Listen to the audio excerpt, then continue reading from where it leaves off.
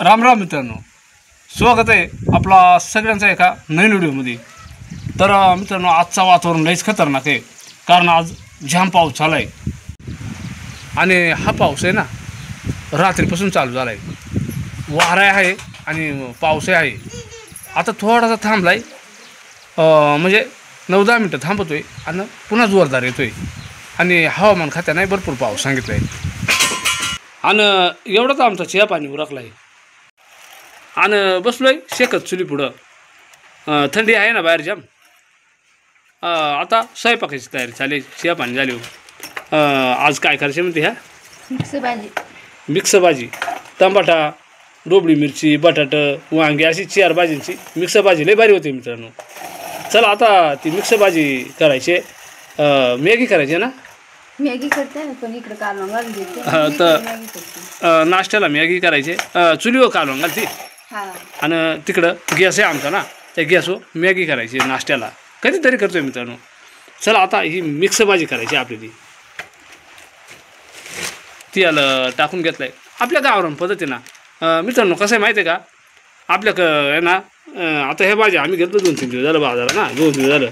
तर मग ह्या भाज्या आणल्या होत्या आणि कोथिंबीर होती, पण ती कोथिंबीर सुकून गेले, त्याच्यामुळं ह्या असं काही गोष्टी उपलब्ध नाही होती। तर चला आता ही 4 भाज्यांची मिक्स भाजी आपण बनवणार आहेत, एकदम झणझणीत। मॅगी आधी ते मॅगी मागतोय। तर आता ह्या एवढा साहित्य म्हणजे भाज्या कापल्यात मॅगी करतो आणि आता जिरा टाकलाय ना फोडणीसाठी। जिरा टाकलाय, तेल तापलाय आणि याच्यात नाही का लसूण आणि आलं ठेचून घेतलं। लसूण आणि अद्रक लसूण टेस्ट आपला पेस्ट म्हणजे ठेचून घेतला होता खलबत्त्यामध्ये। मस्त खमंग असा वास आला पहा। तेल, जिऱ्याची फोडणी आणि लसूण अद्रक, आता याची फोडणी तयार करणार आपण। तर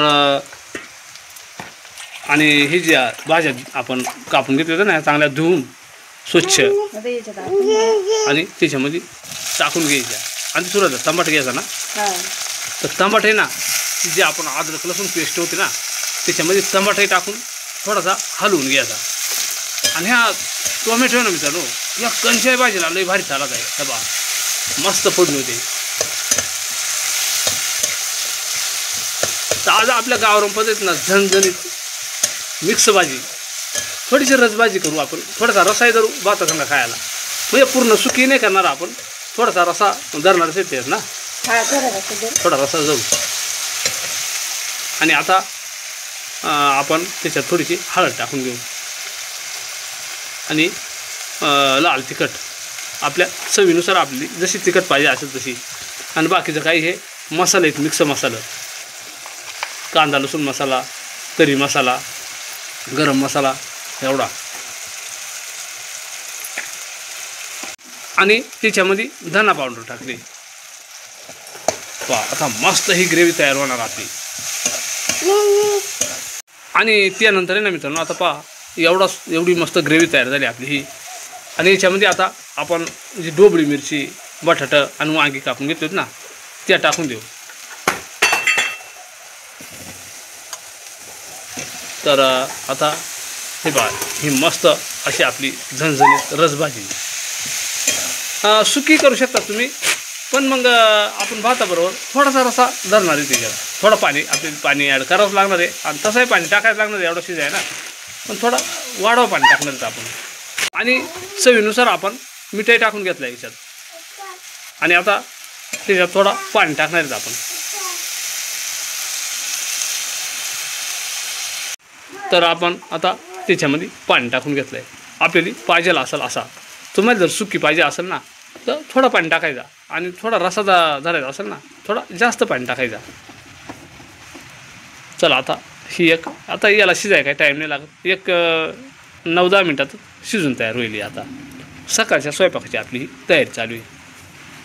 आणि आज रविवार असल्यामुळं रामदासला शाळेला सुट्टी आहे आणि रविवार म्हणला का सगळ्यांच्याच आवडीचा। आम्ही लहान होतो तेव्हा रविवार असला का जाम मजा यायची। रामा आता काय नाश्ता करायचे? मॅगी ना, रामाला आवडते मॅगी। आधी तुला काय खायचे? मॅगी ना? हां आधी म्हणतो मॅगी खायची। चला आता मॅगी शिजते आपली नाश्त्याला, कधीतरी करतो मित्रांनो, जास्त म्हणजे सारखी नाही. तर आदित्यची मॅगी शिजले म्हणजे त्याला बिन मिरचीची करायला लागते, तो मिरचीची नाही खात ना, तिखट. आणि रामदास त्याला सारतोय. मस्त लागते ना आधी. रामदास सारतोय आदित्याला मॅगी.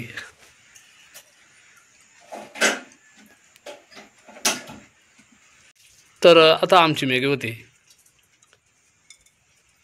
आता त्या मॅगीमध्ये काही जास्त काही मसाला नाही टाकला तरी जमत आहे, त्याच्यामध्येच मसाला राहतोय, फक्त हळद टाकायला लागते आपल्याला.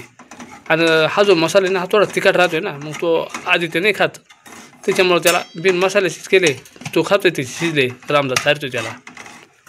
आणि आता आमची होते. किती मॅगी आहे ती? 4 ना.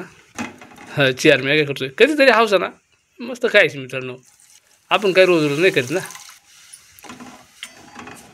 आणि मित्रांनो आम्ही जेव्हा बारीक होतो ना तर ही मॅगी नव्हतीच. ह्या आता मॅगी आम्हाला म्हणजे आमच्या आठवणीच्या काळात आली.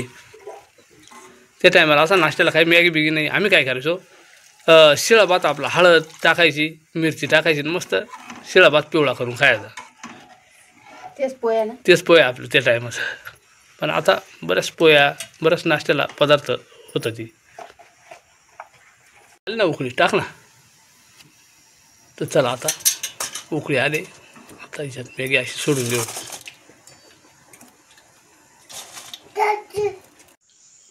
तर चला मित्रांनो, आपली मॅगी शिजले. रामदास मी बसलं खायला, तू खाय ना. मी खाते, तुम्ही तर खा. बरं चालेल, तू घे. गरम गरम मॅगी थंडीच्या दिवसात मस्त. आदित्य बसला तिकडे खायला. आदित्यला आवडते, रामदास त्याला आवडते हा पदार्थ मॅगी म्हणला. हे मित्रांनो मॅगी खायला. तर मित्रांनो आता आपला चहा आणि नाश्ता झाला आहे. तर आता थोडासा बाहेर फिरायला जाणार आहे आपण, कारण रात्रीपासून पाऊस पडतो आहे का नाही. मग वावरांमधलं पाणी पार आटून गेला होता. पाहू आता म्हणजे पाणी कसा साचला आहे आणि झुऱ्या केवढल्या चालल्या त्या पाहू आपण. स्वयंपाक झाला आहे ना? स्वयंपाक म्हणजे भात शिजलाय, काय भाकरीच करायची. बरं, मग तोपर्यंत मग मी आलो फिरून खालून. या ना चक्कर मारून, बरंच पाणी झालंय. काही हां बरं चालेल, मी आलो मग नेरला. तर चला मित्रांनो, आता आपण चालू इकडं खाली फिरत. आणि पावसामुळं रस्त्यानं थोड्याशा बारीक बारीक अशा झुऱ्या चालतात. आणि रस्त्याच्या साईडचा गावातसुद्धा असा इकडं म्हणजे रस्त्याच्या साईडला डोकावला आहे. आणि ह्या गावात बराच गुडघ्याने आवड आहे, त्याच्यामुळे ना या गावचं पाणी साचून गुडघ्यांपर्यंत म्हणजे पेंड भिजून जाते डायरेक्ट. आणि पावसामुळं अतिशय आनंदी वातावरण जिकडं तिकडं. आणि रिमझिम ही चालूच आहे पावसाची. रात्री जोरदार होता, म्हणजे काही टायमाला रिमझिम राहतोय, काही टायमाला जोरदार सरी येते. अशा पद्धतीच्या वातावरणात बदल होत राहतोय. आणि रस्त्यातून पहा कसं उपळं फुटलं. ह्या ज्या माळखांड क्षेत्र होता ना, ह्या पूर्ण आटून गेला होता. आणि ह्या भात पिकासाठी ना पावसाची आवश्यकताच होती, कारण आता हे भात निसवायला लागले ते पहा. तर आता भरपूर पाणी साचलं आहे, त्याच्यामुळं आता ह्या पिकाली भेवच राहिला नाही. ह्या पिका आता धरायत येणार, याला काय भेव नाही राहिला पहा. त्याचबरोबर जनावरांसाठी असणारा जो चारा आहे आवश्यक, तो चारासुद्धा भरपूर असा वाढून गेला आहे. आणि आता ह्या गावात आहे ना पूर्ण झोपून गेला आहे पावसाच्या टिव्यांमुळं. आता ह्या गावात आहे ना याचा उपयोग आमच्याकडं वाळेल चारा म्हणून उन्हाळ्याची केला जात आहे. अजून हा सीजन नाही, दीपावळीनंतर ह्या गावात आहे ना कापून याच्या पेंड्या बांधून साठवून ठेवल्या जातात. तर त्या पण भरपूर वाढल्या आता, म्हणजे जनावरांच्या चाऱ्याची सुद्धा टंचाई आता दूर झाली. तर मित्रांनो, आमच्या भागामध्ये भात या पिकासाठी पावसाची आवश्यकता होती आणि तो एकदम वेळेवर झाला आहे. मग आता त्या पिकांसाठी तो जीवदान ठरला आहे. परंतु काय झालं आहे, आता हे निसर्ग आहे शेवटी, तो काही ठिकाणी कोपतोय. आता काही ठिकाणी म्हणजे अतिवृष्टीमुळं पुरांमध्ये भरपूर अशी नुकसान पण झाले. आता शेवटी निसर्गराज येतो, हा आता त्याचा कोणी मालक नाही ना मित्रांनो. आणि हे बारीक बारीक जे झरे आहेत ना, हे एकदम कोरडं ठाक पडलं होतं. कारण वर वावरा पूर्ण आटून गेली होती, वावरांमध्ये भाताच्या काहीच पाणी नव्हता. आता वावरा पूर्ण भरून आणि हे जे झरे आहेत ना, हे पुन्हा एकदा खळखळून व्हायला सुरुवात झाली. तर आपण ना पार तिकडे फिरत जाणार होतो झुऱ्याला खाली, पण मग ते भात पण इडूनच दिसतात ती. आणि हे जे वरून बारीक बारीक झरं गेलं ना, ते त्याच झुऱ्याला मिळतात. म्हणजे त्या वावरांमध्ये सुद्धा भरपूर पाणी आहे, काय अडचण नाही मित्रांनो. आणि वाटाणा गावात पण भरपूर आहे, त्याच्यामुळं मग आपण तिकडे जायचा टाळला थोडासा. तर मित्रांनो, आमच्या भागात तरी पावसानं एकदम वेळेत आणि दमदार असे हजेरी लावले आणि उभ्या पिकाली जीवदान दिलं आहे.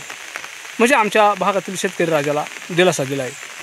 अद्याप तरी इकडं कुठलीही नुकसान झाली नाही, कुठलाही पूर नाही आणि नुकसानकारक नाही ठरला.